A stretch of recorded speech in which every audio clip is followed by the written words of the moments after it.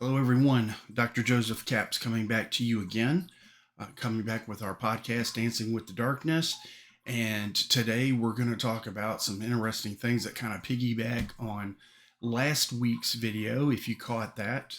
What we want to talk about today are some of the reasons why. First, we talked about why it seems like our tragic relationships are always on replay. And so today we're going to talk about why do we attract certain human beings and the reasons why that we do that. Some housekeeping real quick. If you're a first time listener, this is a podcast that we look at a raw, unfiltered account of living with CPTSD as a survivor, as I am not only a traumatologist and clinician that's in the field treating people with this, but I am also a survivor of CPTSD myself. And we also talk about some operator syndrome, which is very similar when it comes to allostatic load and things like that. And we talk about severe depression, anxiety, attachment, all of the things that are involved when we talk about CPTSD. So it's kind of a broad spectrum because we talk about how it has many, many layers. And there's a lot of crossover and misdiagnosis and such. So if you're a first time listener, we're so grateful that you're here. My whole purpose with this podcast is number one, I want to form a community of individuals because we do not feel safe. We do not feel like we have a community or we have a place that we can talk about things and feel understood or seen. And so this is a community where in our comments and in our dialogue and so forth, we have a place where we can actually vent some of these things, discuss some of these things. And the people that are on this, these subscribers, they intimately understand. So we're forming a community. It is also a way that I'm going to give you all of my experience living with CPTSD, all of the things that I've had to overcome. I'm going to talk about, my mission, which was to create a profiling system and a protocol specifically designed for this because there's so much misdiagnosis and so much damage done to us on top of the CPTSD because of that. And we also talk a lot about hope for your present and for your future, because that is the number one thing. If I can give you anything with this podcast, that's what I want to do, is to give you hope. You're not alone. There's others out here that are struggling, and the struggle gets much less and much easier when we do it together as a community. But also, I'm going to give you, like I said, many, many years of clinical knowledge and experiential knowledge that I'm sharing with you freely, because if there's something that I can give you to mitigate or minimize your struggle with CPTSD, then that is the greatest gift that I could ever receive in return. And so that's why I ask for you guys to comment and to share, because those comments and your sharing is my fuel. It is my validation and part of my healing to be able to keep doing this because it's exhausting. And every one of you that deals with CPTSD understands that. For return listeners that have been loyal and have been showing up every week for these videos, I cannot tell you how grateful I am. We battle algorithms and we battle all of these things with YouTube. And so the only way this channel gets reached, the only way people hear this message is by your support, by liking the videos, subscribing to the channel, sharing with those that you think it'll help. So thank you so much. It is a team effort, and every one of you that is subscribed to this channel, you are part of the family of Dancing with the Darkness, and you're also, I consider you on my team. And our mission as a team is to spread this message and to help as many people as we can. The numbers are staggering of the people that are out there dealing with CPTSD and struggling every day. So thank you so much. And without further ado, I want to get into, and this is stuff that hits close to home for me 100%. I know this is real. I know it's truth because I've lived it. But I want to discuss it with you. I want us to put it out in the open and understand why these things happen. And so this interesting thing that really got me kind of talking about this was, I watch a lot of nature shows. I watch a lot of, I'm a big fan of animals. Obviously, most of us are, because animals tend to be safer than people, right? When it comes to CPTSD. So we see that we have a common thread there most of the time, that we all love children and we love animals because they're innocent, and most of the time they can't harm us. In my journey of watching all of these things, something hit home, because I was watching a video on geese, and I just happened to have two geese myself that I raised from babies, and they think I'm their mama. And they've been through some trauma because we had some predators out here in the country, and they decimated my chickens, and they ended up killing all three of my ducks that I had. So the geese kind of witnessed this firsthand. By the grace of God, they've survived. But no matter, it seemed like no matter what I've done to fortify around here or to protect them, there's always the risk that something's going to happen to them.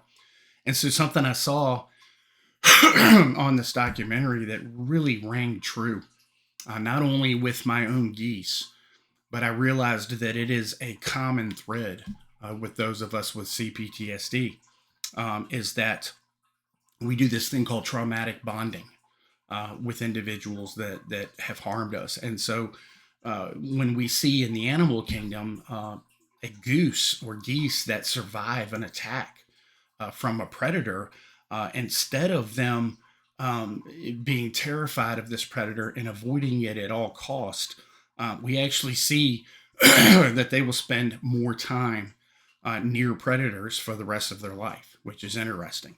Um, it's like their brain has literally been rewired to associate danger with belonging. And here's the part that made me kind of sit up in my chair and really pay attention to this documentary, is that I understand that we do exactly the same thing as human beings. Um, we don't just do it with predators, though, is the thing. We do it with our partners, we do it with our friends, our bosses, family members who hurt us. Uh, if you have complex CPTSD, and you keep finding yourself, like I have, surrounded by people who make you feel small or dismissed or anxious, you're not alone. And guess what? You're not broken either. Okay. You're not too damaged to pick good people. Okay. What has happened is that the nervous system is running some ancient software. Okay. And this ancient software that made perfect sense when you were younger as a child, but now is matching you with people who are not safe. Uh, this is what happens. Okay. The really messed up part is that the safer someone actually is, the more that our brain seems to be screaming at us, danger, get away, run away. This feels wrong. Okay. So why does this happen? Well, first we need to understand, if you're watching this and you're a supportive family member, or you're someone who's trying to understand what complex PTSD is because someone that's in your life that's struggling with it and you don't know what to do. I want, this is for you. I want you to understand exactly what complex PTSD is. Okay. When we talk about PTSD, which has become a lot more common narrative, we are generally talking about one tragic event. Okay. It can be a disaster. It can be a traumatic rape. It could be murder. It could be a combat related experience. But usually we're talking about one extremely traumatic event that we're trying to get over. Now, complex PTSD, the reason we call it complex, and I use the analogy of an onion all the time, is because it's got layers and layers and layers to it. Okay. And it can take us years to unravel these layers of the onion, depending on how much trauma that we were exposed to. Okay. And so this usually comes from ongoing trauma, usually that's in childhood. So we're not talking about once a week. We're talking about every single day. For years, you were in trauma. You were in the mess. Okay. Um, and it's usually involving, almost always, people who were supposed to keep us safe when we were a kid. So our parents, our caregivers, and what happens is they are unpredictable, scary, or emotionally unavailable. Okay. And so our brain has to make a choice. Okay. You can't leave, obviously, because you're a kid, right? And you can't fight back. Okay. So what happens is our nervous system has to adapt. It has to adapt to this scenario. So it learns to read micro expressions in our environment. It becomes hyper aware of other people's moods, and it develops this incredible ability to for us to shrink ourselves and be small as well. Okay, and we get to this point where even as a small child, we can figure out how to manage other people's emotions. We can become whatever version of ourselves that keeps the peace. These are not skills that we choose to learn. Okay, we're going to talk about some shame and guilt again, because we can talk about that every single video, because it is a foundational part that we deal with CPTSD. Okay, so these are not skills that we chose. We didn't choose to be this way. Okay, what happens is these are survival adaptations. Okay, and they worked, right? They worked. They kept us alive. So they kept us safe enough to make it to adulthood. Okay, but here's where things start to get really complicated. Okay, our nervous system doesn't just store this trauma as memories. Okay, it stores trauma as relationships. It's patterns, it's blueprints for all of these relationships that we have. Okay, so this trauma blueprint is telling us what love feels like. It's telling us what we need to do to earn care. And these blueprints don't automatically just update because we're now an adult that has options. Okay, it doesn't work that way. In neuroscience, and we've talked about this before, there's a concept that Dr. Stephen Porges coined, which is absolutely brilliant and true. It's called neuroception. Okay, so we kind of look at perception, we put in the neuro, we have neuroception. Okay, and we've talked about this in videos before. And so this is, different from just perception. Okay, neuroception is happening below our conscious awareness. We're not conscious of this. Okay, this is an unconscious thing that we do.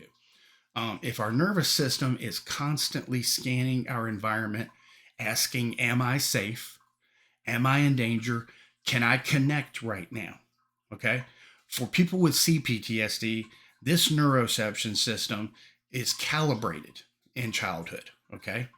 And so what happens is that this means that the signals that meant safety back then might have also been really, hard wired, weird ones, right? Okay. So maybe safety might have felt like if someone's yelling at us or they're spanking us or being physically abusive, something in our brain is telling us, oh, well, at least, they care enough to have strong feelings, right? Even though these feelings are wrong. We talked about primary and secondary emotions not long ago.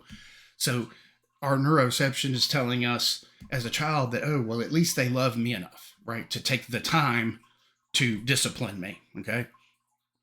We might think that someone that's being distant, we perceive that as, oh, well, if they're distant, then I'm not going to get hurt if I don't ask too much of them, right? If I just stay small and hide in the corner, I won't get hurt. So them being distant is a good thing.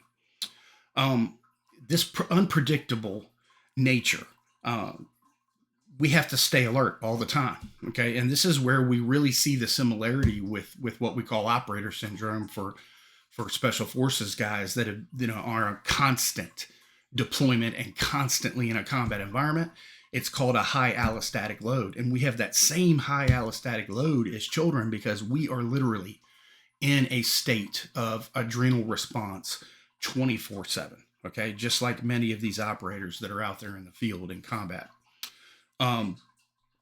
Staying alert means that we stay alive, period. Okay, so when you meet someone in adulthood who's actually consistent, actually available, actually calm and respectful, here's the issue. Our neuroception is wired incorrectly. Okay, so it doesn't recognize it. That person doesn't trigger the familiar. Okay, it actually makes us feel even more stressed out because we're not used to it.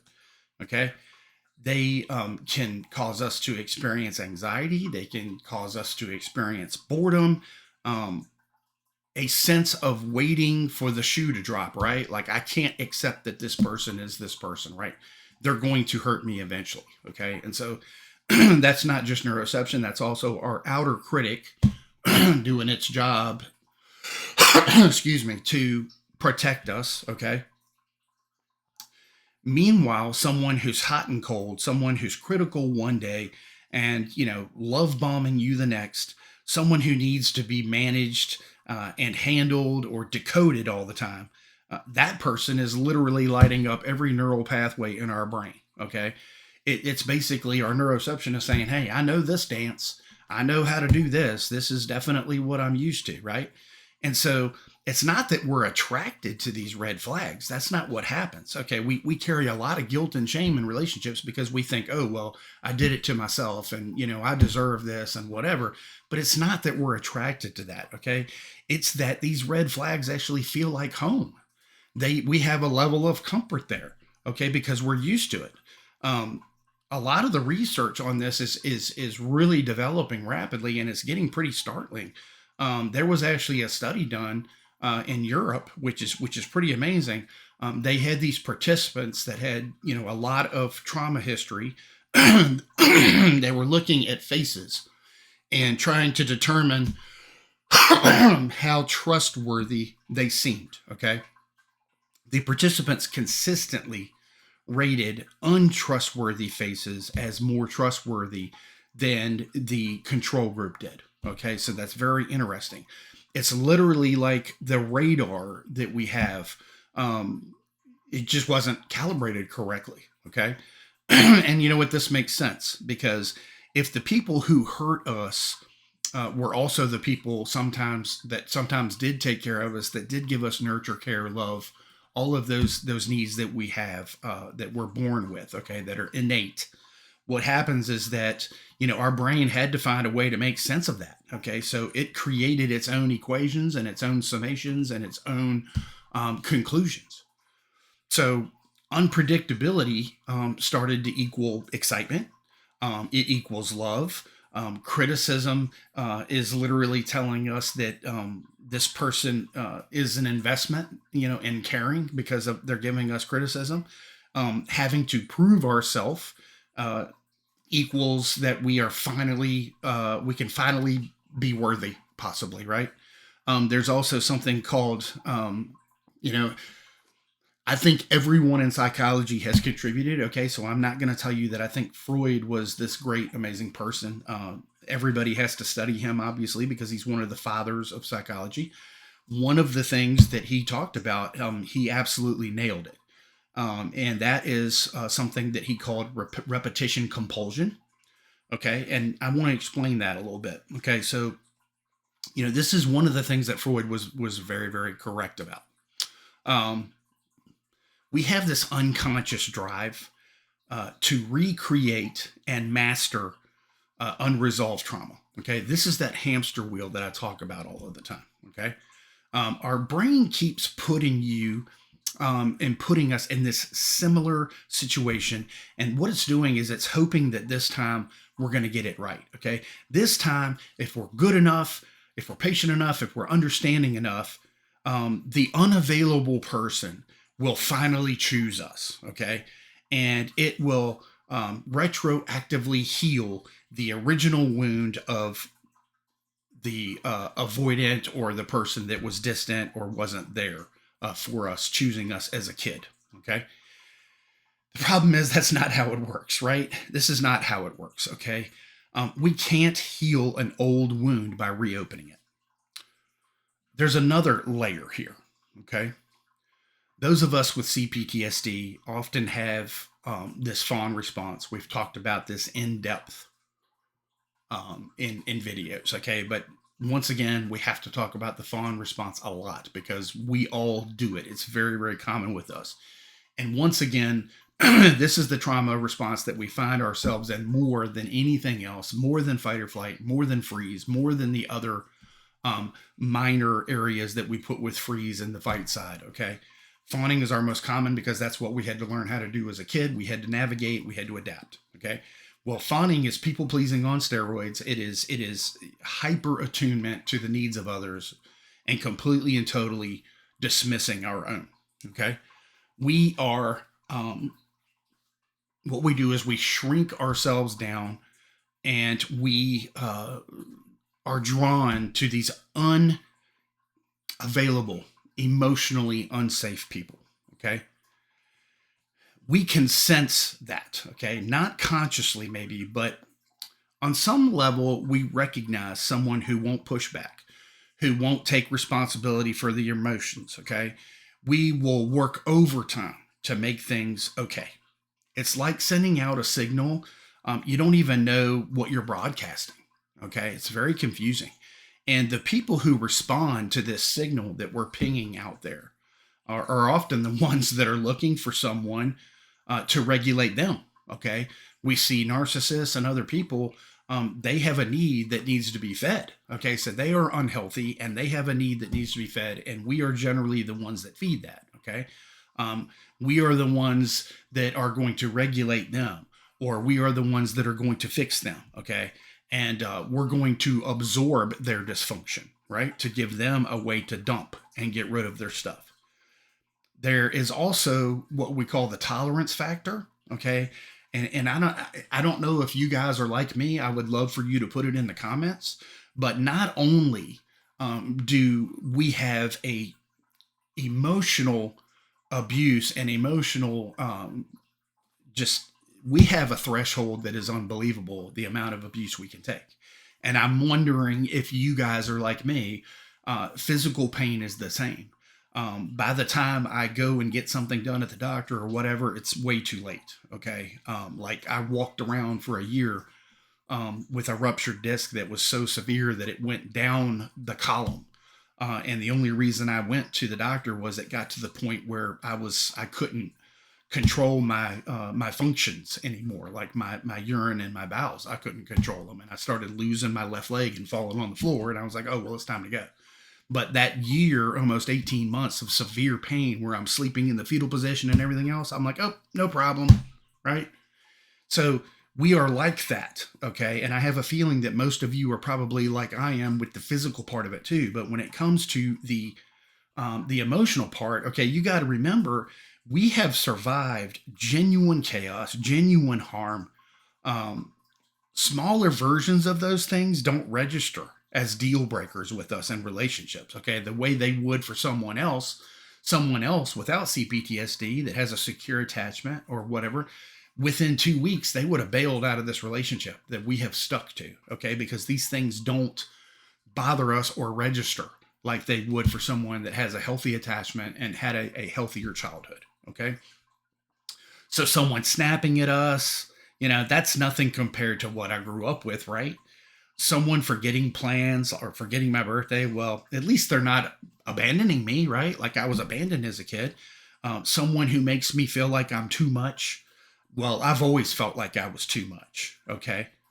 So what, right? That doesn't bother me, okay? Our tolerance for this emotional pain is astronomically higher than it should be, okay?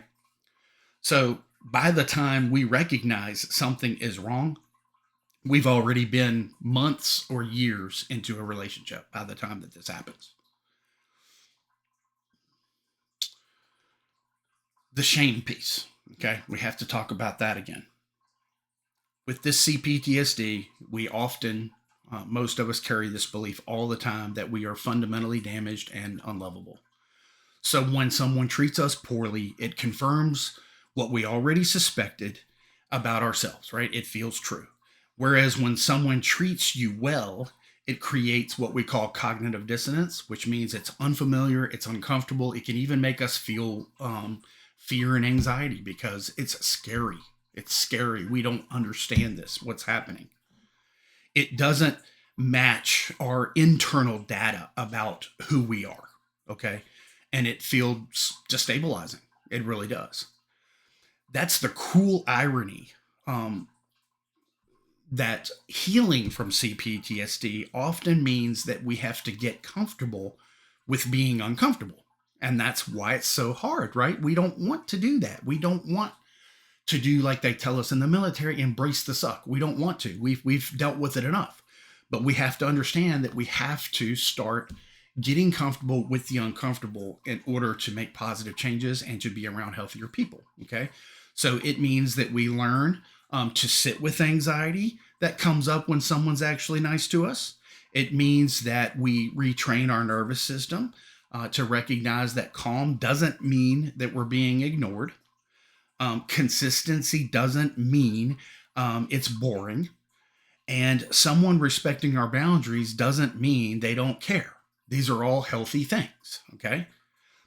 The good news is that none of this is permanent. Okay. We need to realize that our nervous system is plastic. I like to use this analogy with my clients with a shelter dog, right? If we get a puppy, they're very, very neuroplastic, and we have this 6 month to a year period of time where they're very trainable. They can learn a lot. They're very receptive to training. Okay. Now, if I go to the shelter and I get a 10-year-old dog, that's a senior dog that's never been potty trained. Okay. Here's the thing. I can still potty train that dog at 10 years old. It's going to take more time, more dedication, more patience to do that because there's less neuroplasticity there. Plus, the dog has been peeing and pooping everywhere for 10 years. Okay. So we need to understand that, you know, we can be that older dog or that one that has been stuck in these behaviors for a long time, and we can still get ourselves out of it. Okay. We can still rewire the nervous system. We can still learn these things, but it takes patience. It takes dedication to do the work. It takes being uncomfortable. Okay. And us, honestly, the greatest thing that we have to learn is some self-compassion and some grace for ourselves. We have to have a little bit of love and patience for ourselves to be able to do this. We have to be able to tell ourselves we deserve this. We do not have to live our entire lives the way that we did as a child. We don't have to be abused our entire lives. It doesn't have to be that way. It takes some work. I'm not going to lie to you and say that's easy peasy lemon squeezy, because it's not. The truth is, it takes time, it takes energy, it takes work, okay? But it can be done. And the beauty of it is that these positive individuals that come into your life that you're blessed with, that I believe God sends us, they have the patience and the fortitude to stand beside you and be patient and allow you to heal, okay? And their consistency and their patience and their love and the calm that they bring becomes a lifesaver for you, okay? Whether it be an intimate relationship, whether it be friendships, whether it be, sometimes I think God sends us angels that are people. I really, really do. But these things do happen, okay? We practice, okay? We practice staying in the healthy relationship or in the healthy friendship, okay? When things feel too safe, too easy, too good, okay? Literally sitting with discomfort of being treated well until our nervous system will start to acclimate and it will start to recalibrate. One thing that we have to do too is we have to grieve the fact that we didn't get to learn healthy relationship skills as a kid, okay? Whatever age you are when you start this healing journey, there's some grief that's there that's a most often secondary emotion that we have to allow ourselves to experience. It's healing. We have to realize that, childhood kind of sucked. My young adult life kind of sucked. Wherever you are in your journey, wherever you are getting ready to heal or attempting to heal, there's some grief there, and it's okay. We have to allow ourselves to experience that. It's harder and slower and more frustrating than it should be, and you probably are going to need some support. Okay. If hopefully you can get some support on this channel and this community. You can get some support from a healthy relationship or healthy friendships that you have in place. Okay. Sometimes you need therapy. Okay. And I'm very, very sketchy when I tell people to get therapy for CPTSD, because you are going to have to find someone very, very skilled. It's taken me 20 years to hone my craft based on my own experience and every freaking clinical thing I could study for trauma, to hone my craft and to create a protocol and a system to treat every person with CPTSD as an individual, because we are all individuals. We have similarities. We have things that we all go through, but our trauma is individual and it crafts us in an individual way. So we need to make sure that if you go seek therapy, it needs to be somebody that's skilled and experienced with treating people specifically with CPTSD, because otherwise it can cause more damage. Okay. And I'm sure that, like me, some of you out there have experienced that as well. Okay. Do us a favor. Please do us a favor. Do me a favor. Comment, share your experiences with this today. It's very, very validating and affirming for this entire community. Like I said before, if it's on your heart, please like the video, share the video, subscribe to the channel. This is the only way that we grow, the only way that we get reach, and it helps us tremendously. I hope this spoke to you today. I hope that it resonates. Until next time, thank you so much for listening. God bless.